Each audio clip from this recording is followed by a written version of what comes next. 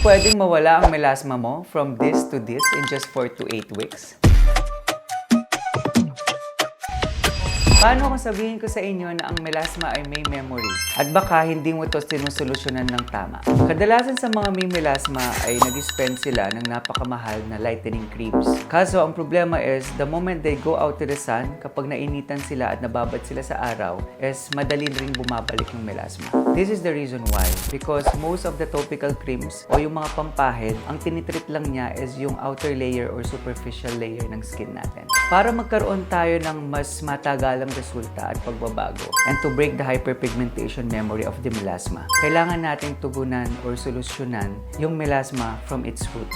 Dito sa About Skin, hindi tayo nagbibigay ng panandaliang resulta or pagbabago sa melasma. What we do is we bypass the skin surface at tinatarget natin yung pinakaugat ng melasma sa pamamagitan ng Melabright LCTX Injectable Treatment. Napaka-importante ng tranexamic acid sa pagtitreat ng melasma. Ang ginagawa nito is pinapabagal niya yung paggawa ng pigment cells natin ng mga unnecessary hyperpigmentation na nagdudulot ng melasma. Get your free consultation here at About Skin and let's talk about your melasma.